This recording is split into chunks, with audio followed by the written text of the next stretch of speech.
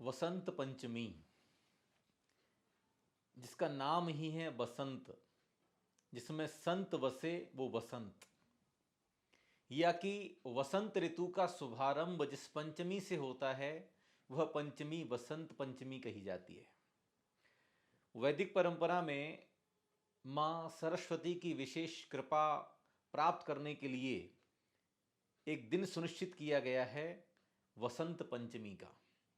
वसंत पंचमी के दिन हम देखें तो प्रकृति में चारों तरफ हरियाली छाई हुई होती है, कोयल की कूक सुनाई देती है, सरसों के फूल निकल आते हैं तो पीले पीले खेत हो जाते हैं।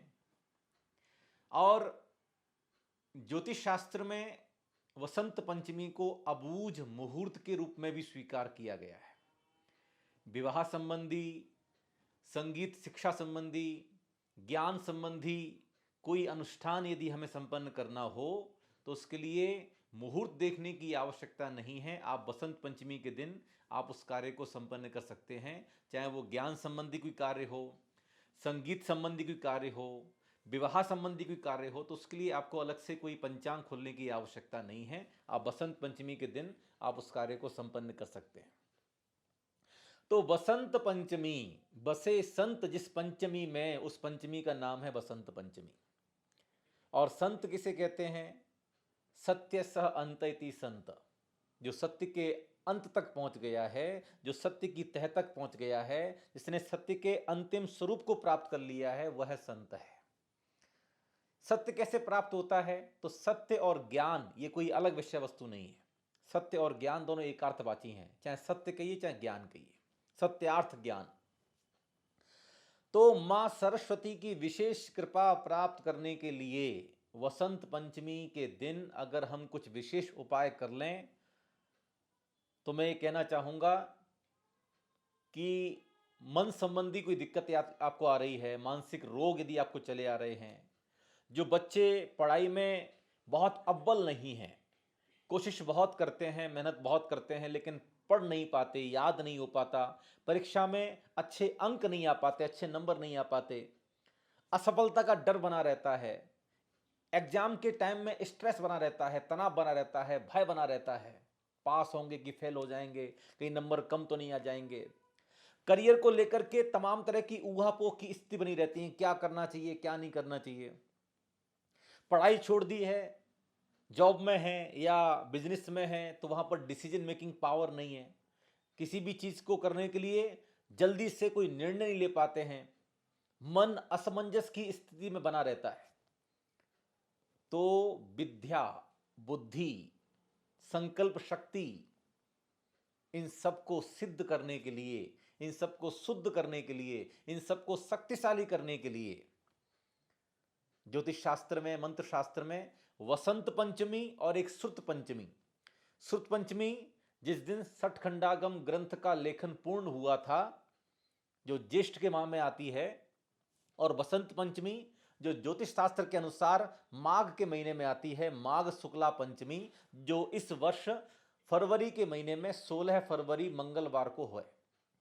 तो ये पूरा का पूरा शुक्ल पक्ष 12 फरवरी 2021 से लेकर के 27 फरवरी 2021 तक का जो 16 दिन का जो पीरियड है, ये पक्ष भी कितने दिन का है? तो 16 दिन का शुक्ल पक्ष है, जिसमें हम शांतिनाथ भगवान के बीज मंत्र की आराधना करें। ये शुक्ल पक्ष सिद्धिदायी शुक्ल पक्ष है।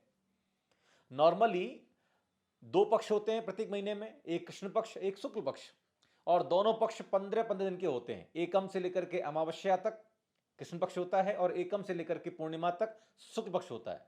दोनों पक्षों में ही 15-15 तिथियां होती हैं, लेकिन किसी किसी शुक्ल पक्ष में यदि तिथि की वृद्धि हो जाए तो वह शुक्ल पक्ष 16 दिन का हो जाता है। और आचार्यों ने लिखा है कि 16 दिन के शुक्ल पक्ष में यदि हम शांतिनाथ भगवान के विशेष बीज मंत्र की साधना आराधना करते हैं तो सिद्धिदायी है। इसका वीडियो मैंने अलग से दिया हुआ है, आप जरूर देखना उसको, कैसे करें शुक्ल पक्ष की साधना, कौन से मंत्र की साधना में करनी चाहिए। तो फिलहाल वसंत पंचमी भी इसी शुक्ल पक्ष में है। गुप्त नवरात्रि माघ शुक्ला एकम से लेकर के माघ शुक्ला नवमी तक, 12 फरवरी से 21 फरवरी तक नवरात्रि भी है, उसमें विशेष साधना करने के लिए मैं एक अलग से वीडियो बनाया हुआ है, आप उसको जो देखिएगा, गुप्त नवरात्रि में कौन से मंत्र की साधना करें। लेकिन यदि आप मानसिक शक्तियों को जगाना चाहते हैं, स्मृति शक्ति को डेवलप करना चाहते हैं, विद्या बुद्धि को बढ़ाना चाहते हैं, संकल्प शक्ति को बढ़ाना चाहते हैं, तनाव, स्ट्रेस, डिप्रेशन से मुक्ति पाना चाहते हैं, तो वसंत पंचमी के दिन मैं जो बीज मंत्र आपको बता रहा हूं, इसकी साधना आराधना जरूर करें और कुछ विशेष उपाय मैं आपको बताने वाला हूं, ये जरूर करेंगे तो निश्चित रूप से आपकी जो नेगेटिव एनर्जी है वो रिमूव होगी और पॉजिटिव एनर्जी आपके शरीर में, आपके दिमाग में, आपके मस्तिष्क में बढ़ेगी। चलिएगा, सबसे पहले हम समझ लेते हैं बसंत पंचमी को कौन से बीज मंत्र की साधना हमें करनी है। तो मां सरस्वती के दो बीज मंत्र हैं, एक है श्रीम और एक है एम। हमें दोनों ही बीज मंत्र का प्रयोग करना है। मैं मंत्र का उच्चारण कर रहा हूं। अधिक से अधिक इस मंत्र की साधना आपको बसंत पंचमी के दिन करनी है। माला कैसी होनी चाहिए? तो माला का रंग पीला होना चाहिए, सोने की माला हो, पीले रंग का कोई मोती हो उसकी माला हो, या फिर सूत के माला हो, हल्दी की माला हो, हल्दी की माला भी आती है, तुलसी के बीज की भी माला होती है, तुलसी की माला हो, पीले चंदन की माला हो, इसका प्रयोग आप सकते हैं। सूत की माला को आप हल्दी में रंग लीजिएगा, या कोई माला आपके पास में नहीं है तो आप हाथों से भी मंत्र के जाप कर सकते हैं। तो अपने दोनों हाथों को पिसी हुई हल्दी को पानी में घोल करके और ऐसे करके दोनों हाथों को पीला कर लीजिएगा और फिर आप जाप कीजिएगा, ठीक है। तो ये पीली माला से जाप शुरू हो जाएगी आपकी। मंत्र कौन सा है ये मैं आपको बताने वाला हूं। उससे पहले समझ लें, इस मंत्र की साधना आपको पूर्व दिशा की ओर मुख करके करनी है। पीले रंग का आसन हो जिस पे आप बैठेंगे, बिना आसन के मंत्र साधना ना करें, इसका विशेष ख्याल रखिए, ठीक है। आसन पे बैठ के ही मंत्र साधना करनी है, मंत्र जाप करनी है। तो पीले रंग का आसन हो, पीले रंग के कोई चादर हो या कपड़ा हो, और डाव का आसन हो तो सबसे बढ़िया है। पूरब दिशा की तरफ मुंह करके जाप करनी है। पीले रंग के कपड़े पहन करके जाप करेंगे तो निश्चित रूप से आपकी लेस्या पीत होगी और आपकी मन, बुद्धि, संस्कार ये सब पवित्र हो जाएंगे। पीला रंग पवित्रता का प्रतीक माना गया है। तो पीले रंग के कपड़े पहन लीजिएगा और पूर्व दिशा की तरफ आपको मुंह करके जाप करनी है।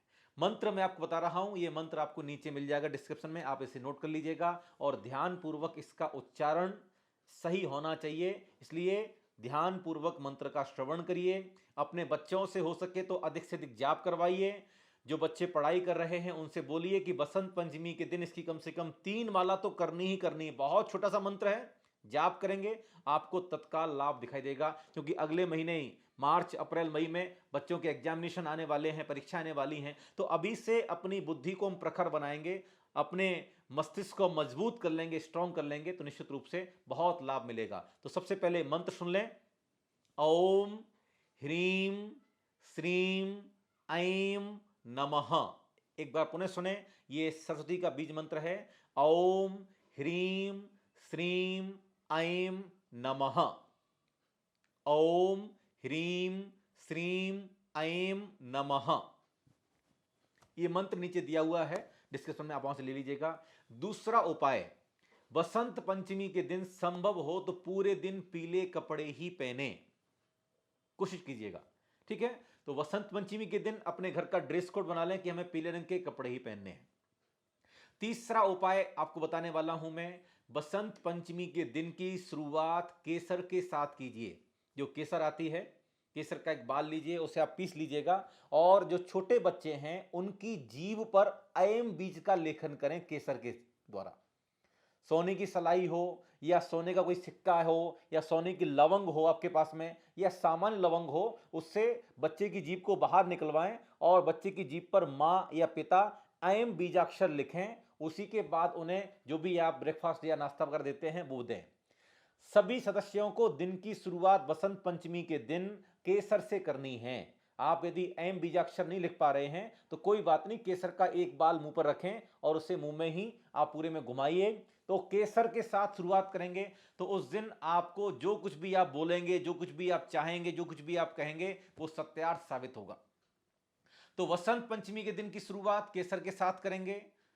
सबसे पहले आप मंत्र साधना करेंगे, मंत्र साधना के पश्चात सबसे पहले आप केसर खाएंगे, उसके बाद कुछ और खाएंगे। केसर से मिश्रित दूध पी सकते हैं। केसर पहले आप मुंह में रख लीजिएगा, फिर वो दूध लीजिएगा, ठीक है। तो तीसरा उपाय बता दिया, मंत्र साधना। केसर को लिख करके पीस करके आपको एम बीज लेखन करना है बच्चों के जीभ पर, और पीले रंग के कपड़े आपको पहनने हैं। जितनी भी आपके घर में पुस्तकें हैं उन सभी पुस्तकों को सही तरीके से संभाल करके रखने की कोशिश कीजिएगा। बसंत पंचमी के दिन जिनवाणी की पूजा कीजिएगा, माँ सरस्वती की आराधना कीजिएगा, मंदिर जाइएगा, मंदिर में जाकर के जिनवाणी की पूजा करें, जिनवाणी की आराधना करें और प्रार्थना करें कि हम सबके ऊपर माँ जिनवाणी की असीम अनुकंपा सदैव बनी रहे। और कोशिश करें जो गरीब बच्चे हैं, जिनके पास में आर्थिक रूप से जो कमज़ोर हैं, जिनके पास में स्कूल की फीस भरने के लिए पैसे नहीं हैं, किताब कॉपी खरीदने के लिए पैसे नहीं हैं, ऐसे गरीब बच्चों को अपनी तरफ से आप उनकी स्कूल की फीस भर दें, या उनके पढ़ाई में आप जो भी सहयोग कर सकते हैं, किताब कॉपी उन्हें आप गिफ्ट कर सकते हैं, पेन पेंसिल इत्यादि आप उन्हें गिफ्ट कर सकते हैं, ये जरूर करें। बसंत पंचमी के दिन जो गरीब बच्चे हैं उन्हें आप कॉपी किताब जरूर वितरित करें, ये आपकी ज्ञान वृद्धि में सहयोग होगा। ज्ञान दान से आपकी ज्ञान में वृद्धि होती है। आप फेसबुक के माध्यम से, यूट्यूब के माध्यम से जो भी आप मंत्र संबंधी ज्ञान प्राप्त कर रहे हैं, इन वीडियोज को भी आप शेयर कीजिएगा, ये भी ज्ञान दान का पुण्य प्रदान करते हैं। तो अधिक से अधिक इस वीडियो को आप शेयर कीजिएगा, व्हाट्सएप पे शेयर करें, फेसबुक पे आप शेयर करें, इस लिंक को आप शेयर करें कॉपी करके, सबको बताएं, स्वयं देखें, स्वयं इन उपायों को करें और माँ सती की कृपा प्राप्त करें। बसंत पंचमी पूरे वर्ष भर में एक दिन का है केवल प्रयोग, और लेकिन इससे जो मस्तिष्क में जो विशुद्धि आएगी, जो विद्या बुद्धि में आपकी जो तीव्रता आएगी, आपकी प्रतिभा विकसित होगी, आपके करियर में आपको उन्नति मिलेगी और निश्चित रूप से आपके चेहरे पर माँ सती की कृपा दिखाई पड़ेगी, आपका चेहरा खिल उठेगा, डिसीजन मेकिंग पावर आएगी। तो बसंत पंचमी के दिन ये उपाय जरूर करें। पीले रंग के कपड़े पहनिए, मंत्र साधना कीजिए, घर में एक अखंड दीपक जलाइए जो शाम तक जलता रहे, गाय के घी का दीपक। तो इससे पूरे घर का वातावरण पवित्र हो जाएगा, जो भी नकारात्मक ऊर्जा है वो दूर होगी। और बच्चे पूर्व दिशा की तरफ बैठ करके ही पढ़ाई करें, अपना मुख पढ़ाई के समय में हम पूर्व की दिशा की तरफ रखें, और एग्जाम के समय में सुबह अर्ली इन द मॉर्निंग पढ़ाई करें, ब्रह्म मुहूर्त में पढ़ाई करें, देर रात तक जग करके पढ़ाई ना करें, ये ध्यान रखिएगा। और पढ़ते समय अपने टेबल पे या अपने आसपास कहीं भी एक फिटकरी का टुकड़ा और एक छोटे से कपूर का टुकड़ा जरूर रखें। हमें अपने बॉडी में ऑक्सीजन का लेवल बैलेंस करके रखना चाहिए। बच्चे जब पढ़ाई करते हैं तो उनका मन एकदम से उचट जाता है या पढ़ाई में मन नहीं लगता, ये ऑक्सीजन की कमी से कई बार ऐसा होता है। तो अपने सामने एक बड़ा सा टुकड़ा फिटकरी का, ठीक है, और एक बड़ा सा टुकड़ा कपूर का, ये दो टुकड़े अपने सामने जरूर रखें। इससे आपको मन लगाने में कोई दिक्कत नहीं होगी, आपका देर तक पढ़ाई में मन लगेगा और जो भी आप पढ़ेंगे वो आपको देर तक, लंबे समय तक याद भी रहेगा। आप समझ पाएंगे कि माँ सरस्वती की कृपा जिन पर होती है वे कभी अपने जीवन में पीछे मुड़ करके नहीं देखते, हमेशा आगे बढ़ते रहते हैं, क्योंकि ज्ञान सर्वत्र पूज्यते, ज्ञान हमेशा हर जगह पूजा जाता है। तो आइए हम सभी अपने जीवन में इन उपायों को करें और माँ सरस्वती की कृपा प्राप्त करें और अपने जीवन में सद्ज्ञान की वृद्धि करें। ऐसे वीडियो को आप शेयर कीजिएगा, ये चैनल सब्सक्राइब कीजिएगा और लोगों को प्रेरित करें कि ऐसी अभूतपूर्व जानकारियां मंत्र शास्त्र से, मंत्र विज्ञान से हम आप तक पहुंचाने का प्रयास कर रहे हैं। हमारी इस कोशिश में, हमारे इस अभियान में आप भी सहभागी बने, इस YouTube चैनल को सब्सक्राइब करके और लोगों को प्रेरणा दें और लोगों से सब्सक्राइब करवाएं, ताकि जन जन तक हम मंत्र विज्ञान को पहुंचा सकें। तो हम सबके जीवन में ज्ञान की वृद्धि हो, ज्ञान की अभिवृद्धि हो, इसी भावना के साथ में माँ सरस्वती के चरणों में कोटि कोटि नमन।